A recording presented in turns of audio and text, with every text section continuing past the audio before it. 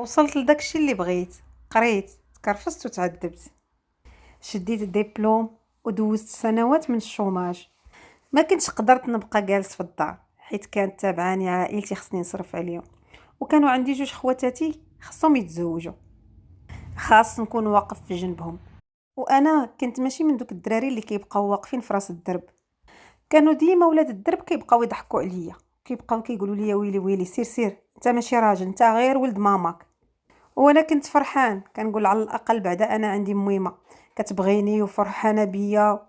وكانت ميمتي مرا مكافحه، كتخرج وكتضرب علينا الكرفي باش تعاون الوالد على المصاريف ديالنا. المهم بقيت كنتسنى الفرج يجي، وواخا هكاك ما كنتش رابط يديا. كنت ديك الوقيته ديال الشوماج ديالي خدام في المارشي الكبير، مارشي كريو. كنت كنشارجي الكاميوات ديال الخضره انا والدراري اللي بحالي. كنت كنتخلص في النهار 600 ريال، وفي العشيه كتوصل ديك الربعه كنمشي لواحد لاجونس ديال الكيران، كنغسل الكيران. واخا كان المدخول قليل ولكن الحمد لله كنت معاون مع مالين الدار. وقدرنا انا والوالد والوالده نزوجوا خواتاتي ونبتتوهم على قد الحال. وبقيت على هاد الحال 5 سنين، وهذيك الوقيته كانت عندي 28 عام. سمعت انه كاينه مباراة ديال توظيف المعلمين. صافي تقدمت، وبرضات الوالدين ورضات الله سبحانه وتعالى الحمد لله تقبلت ونجحت، ووليت معلم في هاد البلاد السعيده. هذه اول مره كنفرح في حياتي. الله يا ربي الله، الله يا ربي الله عفا عليا من خدمه تماره. الحمد لله عفا عليا الله، وغادي نولي معلم، وخصني نكون مثل ومثال للتلاميذ والجيل القادم. كان مني معلم واب ومرشد ومربي. دوزت عام ديال الخدمه والحمد لله داز بخير وعلى خير. واخا كنت في الاول حشومي وكاينين شي دراري كانوا كيبغيو يخرجوا ليا العقل، كنت دائما كنرجع للدار الراس ديالي مقلوب، دائما شقيقه من الصداع ديال التلاميذ. انا اللي بقيت هاز المسؤوليه في الدار، تزوجوا خواتاتي وخواو الدار على الوالده، وليت انا المسؤول. كنعاونها مسكينه حتى في تماره ديال الدار، كنت نعجل ليها ونصبن، وبعض المرات نصب كاع الغدا. كانت ميمتي مسكينه كدور وكتقول لي وا وليدي ربيع، انت بغيت غنعرف واش وليد ولا وليا. خصك تشوف لك شي بنت الناس اللي تجي تعاوني في بلاصتك. وقيل عليك الكوزينه.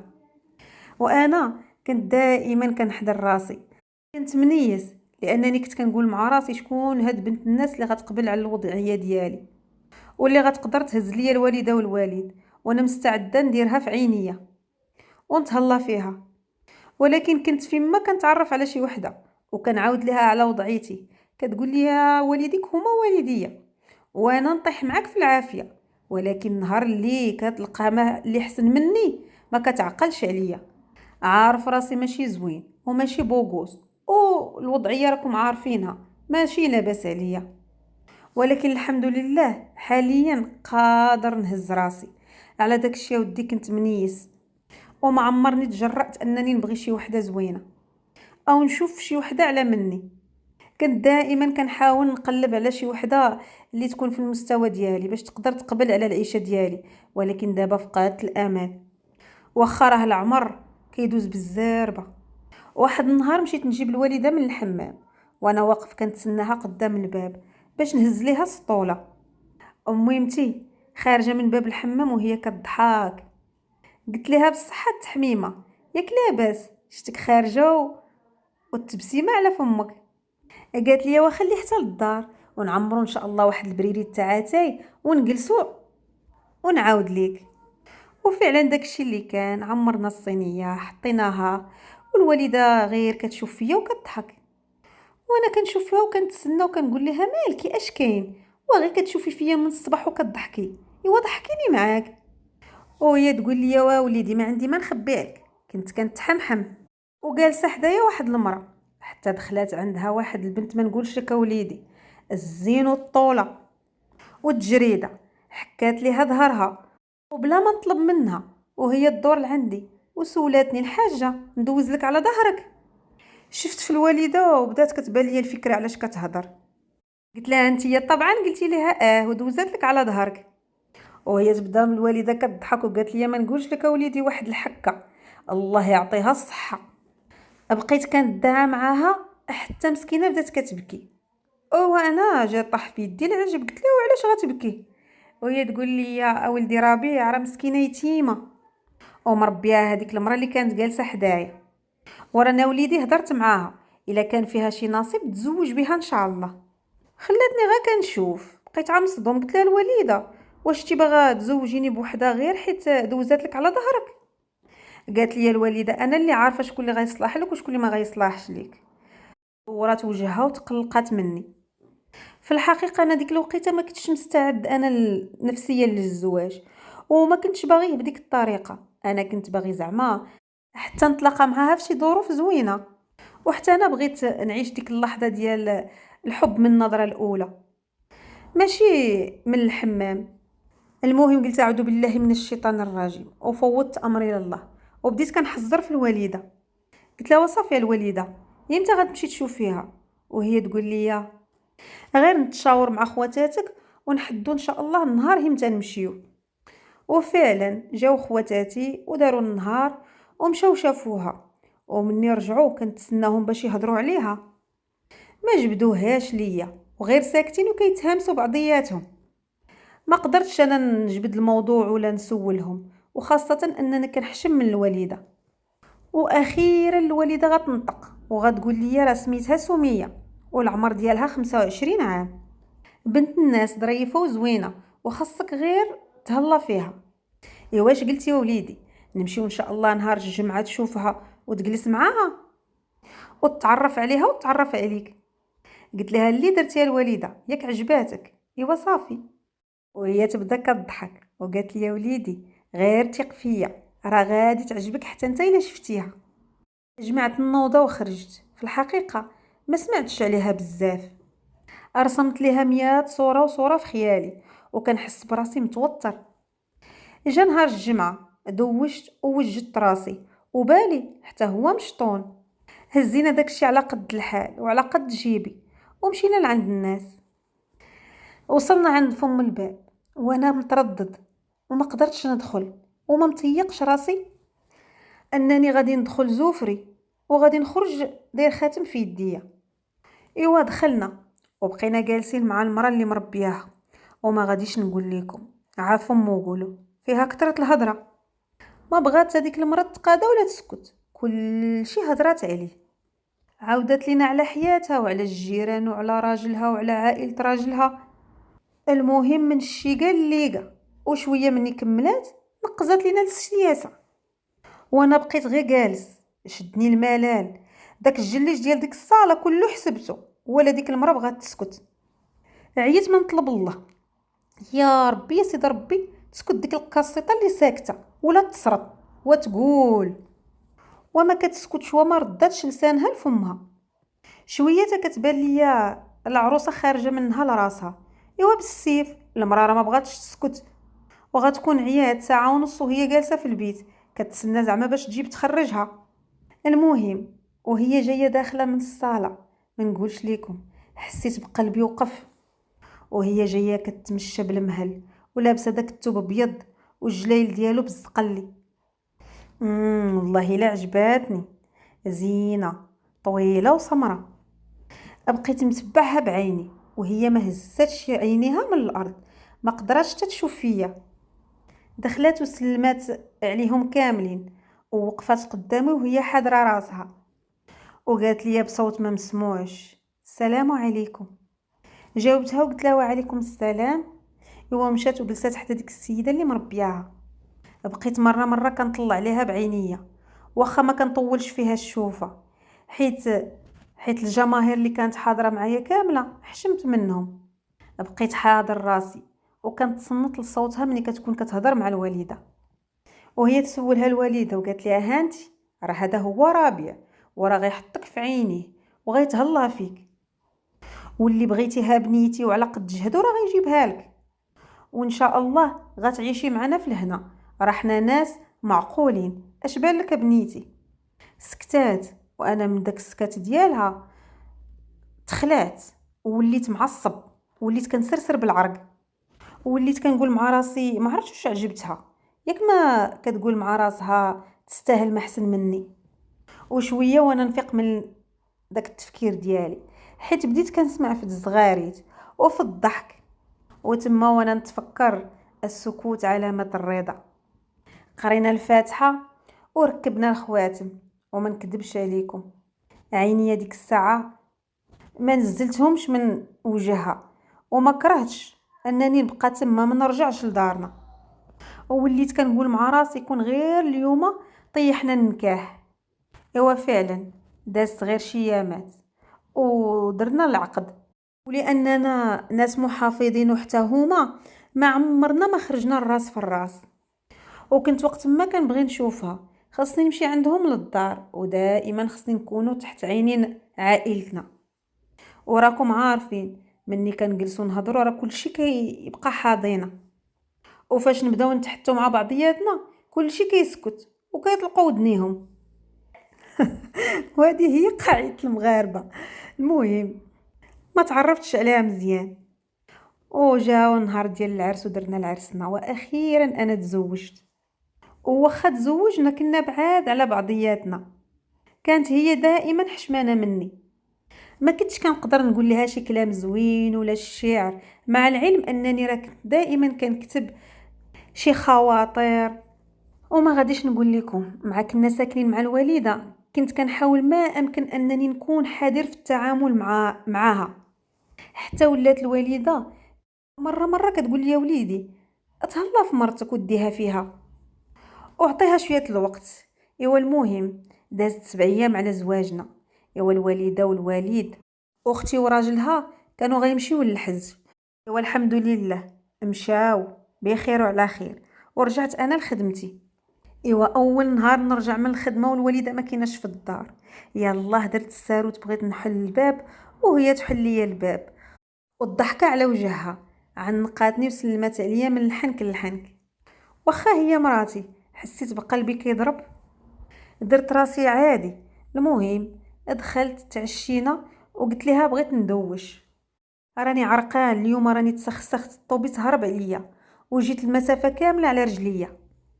ايوا وهي تطير من بلاصتها قالت لي انا غنوجد لك الدوش. فرحت.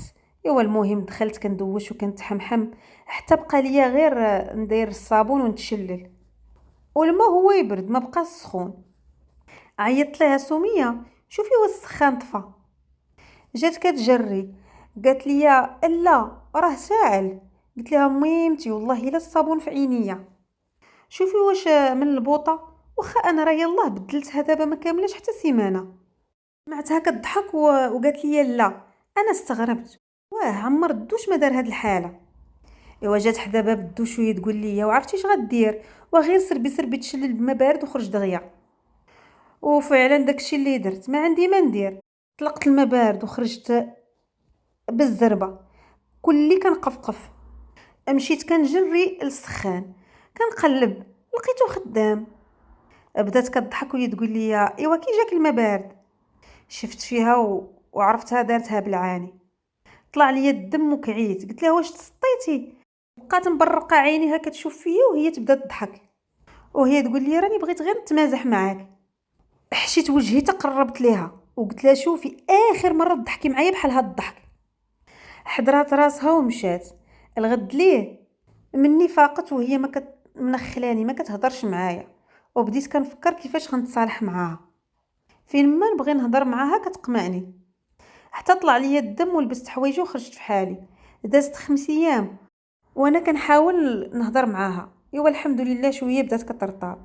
ايوا جبت لها واحد المشموم ديال النوار وفرحات وقلت لها وشوفي ما بقاش ديري معايا عافاك دوك القوالب، راه ما كيعجبونيش. عنقات الورد اللي جبت ليها وقالت لي ما غنبقاش نعاود. المهم دازت الايام وصل نهار السبت، ومع الصباح قالت لي راني بغيت نمشي عند الوالده، غنمشي نطلع عليها. انا راه غادي نخلي لك الغدا، ولا جيتي وما لقيتينيش سخن وحط وكول. انا طاح في يدي العجب. قلت لها وعلاش ما نمشيوش نتغداو عندها حنا بجوج، اولا تجي هي وتغدى عندنا. قالت لي لا، الا بغيتي تجي غير جي نتيا، وانا غادي نضرب ضربه بالزربه ونرجع. المهم خليتها على خاطرها وخرجت لخدمتي. ومع الوقيته ديال الغدا رجعت، دخلت للدار، شعلت التلفازه وحطيت تليفوني وسوارتي فوق الطبله، ودخلت لبيتي، بدلت حوايجي ومشيت للكوزينه باش نسخن الغدا. ايوا وجدت الشلاضه ديالي، يلا هزيتها وديتها باش نحط فوق الطبله. او كتبان ليا الطبله حطيت فوق منها التليفون والسوارت ما كاينينش. بقيت كندور في راسي، ويلي يلا حطيتهم. وليت كنقول مع راسي ويلي، واش زعما نكون نسيت، زعما يكون زعما العيا ديال الخدمه. المهم ما درت في راسي والو. رجعت للكوزينه، جزيت الخبز وهزيت والغدا. مني رجعت لقيت التليفون والسوارت فوق من الطبله.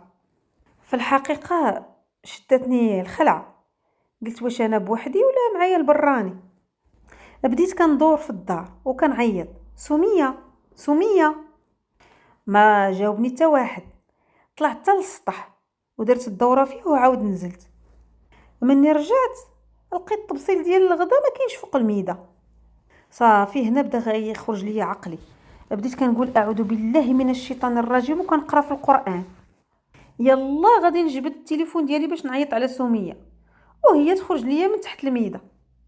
ودارت واحد الغوته، تقفزت لحد التليفون، مشيت غيسكت ليا قلبي، فشلات ليا ركابي. هي مني شافتني في داك المنظر ولات كتموت عليا بالضحك. انا بديك الخلعه ما بقيتش قدرت كاع نهضر، شديتها من كتفها ومخطتها وقلت لها واش انتي تسطيتي ولا باغا تساليهم ليا؟ واش نتيا بعقلك؟ زعما راني حضرتك النهار الاول وقلت لك بركه عليا من هاد القوالب.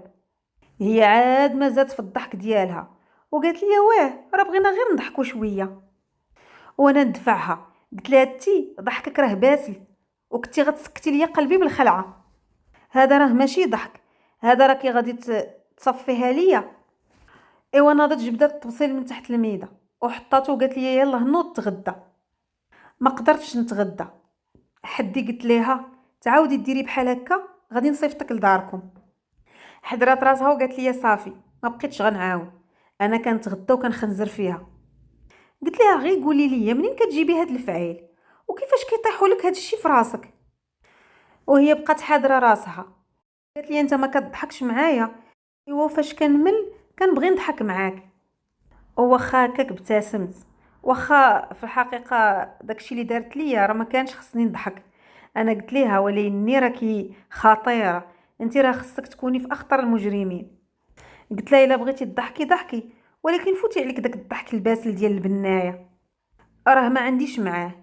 انا في الحقيقه كانت الحياه ديالي قبل الزواج حياه عاديه وهاني في دماغي، حتى دخلت في حياتي روبلات لي حياتي، غير كل نهار مصيبه. المهم دوزت لها حتى هادي، ولكن وليت راد معاها البال ديالي لا تولي دايره ليا تاني شي قالب. ايوا داك النهار خارج من الخدمه وكان عندي نص نهار خاوي، عيطات ليا سميه، غير جاوبتها وهي تقول لي الو عتقني، وهي كتبكي. غير سمعت الصوت ديالها حسيت بقلبي غادي يخرج من بلاصتو. وليت كنقول لها غير مالك سميه مالك اش كاين؟ قالت لي راني طحت من الدروج ديال السطح وما قادراش نتحرك، راني مقصحه في دراعي ورجلي وما قاداش نوض. وواخا هكاك ما قدرتش نقطع عليها التليفون وبقيت سد معاها الطريق كامله وانا كنهضر معاها حتى وصلت للدار. دخلت كنجري وكنهج وانا عرقان ونفسي مخلطه ليا مع الهضره. سميه سميه وانا طالع كنجري للدروج ديال السطح، ولقيتها جالسه المرا مربعه وكتنقي في الزريعه وكتضحك.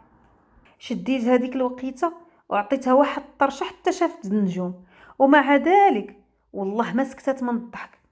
عصبت وبديت كنغوت، قلت لها واش نتيا مسطيه؟ واش خليتيني جاي كنجري بالعقل؟ المهم بقيت كنغوت وجاتني الحقره وبقيت كنكدد في راسي حتى خرجوا لي الدموع من عينيا بديك الفقصه اللي دارت ليا. وهي تنوض كتجري وعنقاتني وقالت لي اسمح لي، والله ما كنت ناويه انني نعصبك هاد التعصيبه، وانا بغيت غير نضحك معاك ضحك خفيف. بقات معنقاني حتى برت. اول مره حسيت براسي رجعت دري صغير، وهي كتمسح ليا في الدميعات ديالي. كنت اول مره كنحس بلا ما كنبغيها ديال بصح. شديت لها يديها وشفت لها في عينيها، قلت لها عافاك دخلت عليك بالله بنت الناس، الا ما تقى فيا وجه الله وما تبقايش ديري ليا هاد البلانات، راكي غتسكتي ليا قلبي، راه ربي اللي كان عالم بيا ملي سمعتك كتبكي. قالت لي صافي كلمه واحده عمرني باقي نعاود. عنقتها وانا باقي مخلوع عليها. كانت الوالده دائما وقت ما عيطت عليا من الحج كتسول ليا وكتقول لي تهد الله في سميه، عندك دير ليها شي حاجه اللي تضرها في خاطرها. كنقول لها لهلا يوريك ميمتي اجي طلي على وليدك، راه سميه خرجت فيا الشيب، قتلاتني غير بالخلعه. وتما حلفت عليها، قلت والله حتى انا هذيك الخلعه اللي دارت ليا حتى انا نخلعها وندير فيها شي مقلب. خليتها حتى تعشينا وانا ندخل لبيت النعاس، وطفيت الضوء ودخلت للبلاكار وحطيت لها ديك الوقيته واحد الرساله كتبت لها فيها انا ما بقيتش بغيت نعيش معاك. بقيت مخشي في داك البلاكار وكنتسنى فاهمتها غادي تدخل تقرا داك البرا، حتى مليت ووليت كنقول صافي غادي نخرج. هذا راه ما بلان ما والو اللي درت. شويه وانا نسمعها جايه، قطعت الحس وبقيت مخبي، وبقيت جالس وكنتخيل كيفاش غيكون وجهها ملي غتقرا هاد البريه اللي كنت حطيت لها فوق الناموسيه. كنت كنقول مع راسي غادي نخليها تبدا تقراها وغادي نخرج ونخلعها. المهم انا مجالس في البلاصه وكنضحك غير في خاطري مع راسي. المراه دخلت للبيت، هزات البرا وانا كنطل من الباب اللي مبسم، كنشوف فيها قراتها وهي تقول مع راسها ايوا دبر راسك سير مشيه بلا رجعه، شكون اللي غيعقل عليك. بقيت انا كنقول اويلي كيفاش مشيه بلا رجعه، هي مالها؟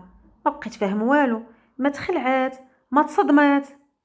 يلاه بغيت نخرج من داك البلاكار وهي سبقاتني، ضرباتني واحد ضربه للراس ودفعات الباب وسورتاتو، وانا بقيت كنضرب وكنغوت وسميه وهذيك الحمقى تيحلي الباب راني غنتخنق، وهي تهضر معايا من ورا الباب. يا ويلي ويلي حتى الضحك ما طفرتيه فيه، غير اجي وكون قويلبي. انا غنمشي نتفرج في شي فيلم وإلا خرجتي انا كنتسناك تكملوا معايا. بقيت كنضرب في الباب والو وكنغوت والو حتى سخفت. بقيت جالس وكنحلف عليها كنقول لها والله، وتحل عليا الباب يا تندخلها ونخشيها ونسد عليها شي سيمانه. طلع ليا الخز، خلاتني جالس تما شي نص ساعه وشويه كنسمعها جايه. حلات الباب وانا ندير راسي راني سخفت، حتى انا درت راسي مرخي وسديت عينيا، وهي بدات كتململ فيا وكتقول لي يا ربيع ربيع يلا خرج. ما كنجاوبهاش وما عرفتش كيفاش درت حتى تحكمت في ديك الضحكه. حسيت بها بدات كتخلع وكتقول لي اتفيق، وهي تجرني وكركباتني للارض. تقصحت ولكن واخا هكاك قلت غادي نزيد نخلعها مازال. مشات كتجري خرجت من البيت وانا بقيت ممثل وداير موت حمار. ايوا وشويه كنحس بها رجعات، ما حسيت بشي حاجه مقلاصيه كتخوى عليا، قرعه ديال الماء بارد، حتى قفزت وشهقت في بلاصتي. وهي تخنزر فيا وقالت لي شتي الضحك الباسل، نوض بدل حوايجك. ما نكذبش عليكم نطرت لي هذيك القرعه من يديها وفزقتها حتى هي في حوايجها. ما عمرها كانت ليا وما عمرني لعبت زمزم. مع 11 ديال الليل الدار كامله فزقناها، صدقنا مطلعين الحويجات والمينطات للسطح وحنا كنقفقفوا في البرد. شبعنا ضحك والله الا. وسولتها وقلت لها منين كيطيحوا عليك هاد الافكار؟ قالت لي واهلي خصك تكون قاري الحراميات وتكون قاري التمثيل، انت راك والو ازرق ما تعرف والو وما كتعرف دير الله يسر حتى موت حمار. جاوبتها وقلت لها انا في الحقيقه راه طالع عليا الدم منك، علاش مني قريتي براتي قلتي مشيه بلا رجعه؟ وبدات كتضحك وقالت لي يا ويلي راني عارفك دايرها بالعاني، والجامع اللي قريتي فيه راه انا اللي بنيته، وزيدون عارفاك كتبغيني وما عمرك ما غديرها. ايوا وانا نسولها قلت لها كيفاش عقتي بيا؟ قالت لي يا ويلي واش هادي تا هي خاصها فاهمه. واش نتا يلاه كنتي جالس معايا في الدار، خير مشيت نغسل غير لمي هنا رجعت لقيتك كاتب برا. ما خرجتيش يعني غتكون مازال في الدار. ايوا واش هادي محتاجه شي عقل ولا شي فهامه؟ بقيت غير كنضحك وهي تقول لي واعرف مع من تضحك، راه حتى الضحك ليه قرايته وليه حسابه. ايوا من تما قلت لراسي عمرني ما نجرب معاها لانني غنصدق دائما مشوه. ايوا تما بقات كتعاود ليا على القوالب اللي كانت كدير مني كانت صغيره. حمقات عباد الله. هذيك السيده اللي كانت مربياها كانت كتطلب معاها الشرع. قالت لي هاد الشيء راه فيا فيس من صغري، وهي في الحقيقه واخا كانت كطير ليا في الاول وكنبقى نخاصم عليها، ولكن في الاخر كنقلبها ضحك. يمكن بهاد الضحك المخورج ديالها وبهاد المقالب البايخه ديالها خلاتني نزيد نبغيها، وكل نهار كنزيد نفكر فيها وكتزيد معزتها في قلبي. هو المهم قربت موسم الحج السالي والوالده غادي ترجع للدار، وبدات سميه مسكينه مشطونه بالتجهيزات. كنت كل نهار كندخل للدار كنكون موجد النفسيه ديالي ليكون شي قالب، ولكن مع التوجد ديال الحلوى والتخمال ديال الدار كانت منهيه. المهم جا وقت العشاء تعشينا وكتبان ليا عيانه. قلت لها نعاونك وما طاقتش فيا، وقالت لي شوف الله يعطيك الستر اعطيني اتساع خليني نعقل على راسي وانا غنكمل روينتي لراسي. المهم خليتها ومشيت نعس. داني النعس وهي تعطلات، بقات حتى جمعت الروينه وجفات وكل شيء. ايوا وعاد جات نعسات. الوقيته اللي جات نعسات انا طار مني النعاس، وهي غير حطات راسها على المخده صافي قدام الامانه امانته. انا ديك الساعه قلت والله ما نخليها تنعس، خاصني ندير فيها شي بلان. نط وجبت واحد ليزار بيض وتكمت فيه كامل، وجيت بديت كنغوزها في كتفها وغلطت صوتي وبديت كنعيط عليها سميه وسميه تنوضي. هي مسكينه تلفتات فيا وهي تكمش في المانطه وبدات كتجبد في يديها في الجهه فين كنت ناعس انا. زعما بدات كتقلب عليا وانا نقول لها جمعي يديك راكي في غرق النعاس، راكي غا كتحلمي. وهي تبدا تقول لي تسليم تسليم سيدي. قلت لها علاش ما كتديهاش في راجلك وعلاش ما مهلياش فيه؟ نوصيك تهلاي فيه، راه ولد الناس وولد الخير. وهي تماطا بيديها وهي تجر عليا ليزار وهي تقول لي غدوز ترقد لا. ورجعات هي للمانطه ديالها. بقيت انا واقف في بلاصتي مصدوم، ما عرفت ما نقدم ولا ما نوخر. انا براسي تخلات، لحت ليزار ورجعت لبلاصتي وانا نبدا نقص. وهي تقول لي سميه وتهنينا. قلت لها راكي انتي في المنام. قالت لي اش من منام سكتنا. انعس لا باغي تنعس والله يرحم لك الوالدين لا ما خليني نرتاح، راني ضرليت النهار كامل في تماره وبغيت نرتاح شويه. المهم نعسات داها النعاس وانا بقيت حال عينيا وطالع ليا الدم شويه وانا كنسمع التقرقيب. وبديت تاني كنغوص فيها سميه سميه نوضي. ناضت مشعله. واش انت تسطيتي؟ واش ما باغيش تخليني نعس؟ راه امك بعد غدا جايه وفراسي 100 مطرقه ومطرقه خليني نرتاح. قلت لها والله العظيم الا كنت سمع التقرقيب. قطعنا الحس وشويه بدينا كنسمعوا شي حس كيتمشى في السطح. وهي تقول لي يلا نوض نوض نطلعوا نشوفوا شنو اللي كاين. ما قدرتش في الحقيقه، ما عندي ما نخبي عليكم، ولكن راه كنبقى انا الراجل خاصني نزعم. هزيت واحد الحديده وهي هزات صندالتها وبدينا طالعين. ايوا طلعت انا الاول وهي من ورايا وبديت زعما انا طالع وداير فيها انا الراجل، وكنقول لها انتي سيري رجعي للدار وسدي عليك الباب. وهي كتقول لي شت ما تهضرش بالغوات وانت سير ما غنقدرش نخليك بوحدك. والو ما بغاتش تسمع ليا. دخلنا للبيت اللي في السطح، بان لينا الراجل جالس كيفصل في الماكينه ديال الصابون باغي يسرقها. وهي تبدا تغوت سميه وعتقونا وشفار وعباد الله وشفار داخل علينا. وانا كنقول لها تي سكتي وانتي سكتي. دار لعندنا شافنا وهو يبغي يهرب. ايوا وهي تلاح عليه سمية. السيدة كانت واقفة ورايا وما عرفتهاش كي دارت تطارت عليه. هك بالك هك بالك هك بالك، وكتعطيه غير على الراس حتى الراجل داخ. ابقى الشفار غا كيغوت، وانا تسحب لكم تحركت من بلاصتي. بقيت انا غير واقف وكنشوف فيها وكنقول ليها وانتي بارك على السيد دابا يموت لك في يديك.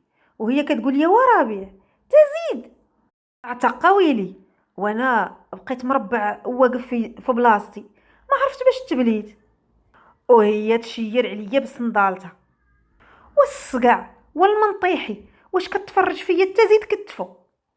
وهذاك الشفار هو يدفعها وهي تجي مقلشه رجليها مع الارض.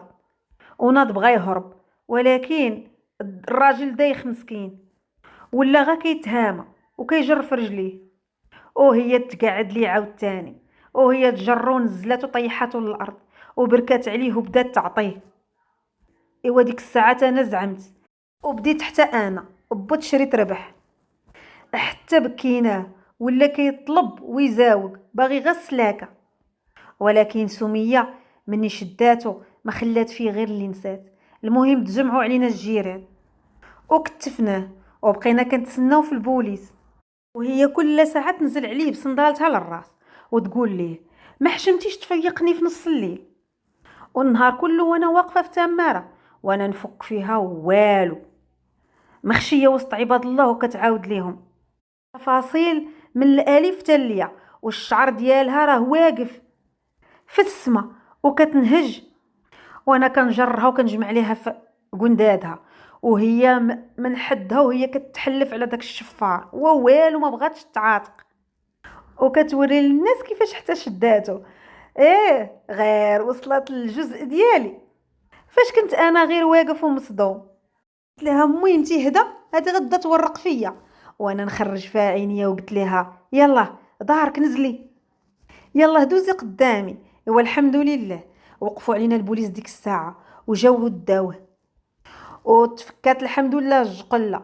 وهي وتقول واش بغات تسكت ولا بغات تهمد والو. قالت لي نزلوا ماكين تصابوا، وفعلا داكشي اللي كان نزلناها وسدينا عليها. وعاد مشات وتكات نعسات.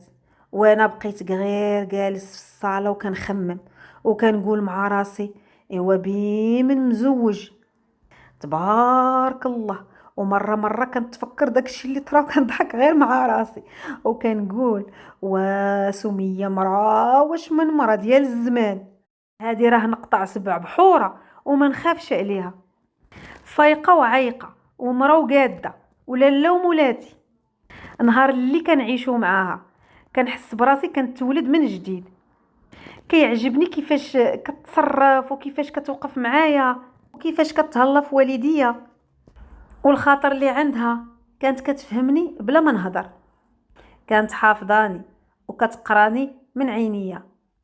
المهم الحمد لله اللي امي كانت سبب انني تلاقيت مع هاد بنت الناس هادي، وراه هادو هما بنات الناس ولا فاله. والحمد لله كنعتبر راسي عندي الزهر اللي لاقاني ربي مع اجمل مرة في الدنيا. وحتى لهنا سالت قصتنا. نتمنى منكم الى عجباتكم ما تنساوناش من لي لايك ومن البارطاج ومن الضغط على الجرس مره باش يوصلكم كل جديد. والى اللقاء في قصة قادمة ان شاء الله.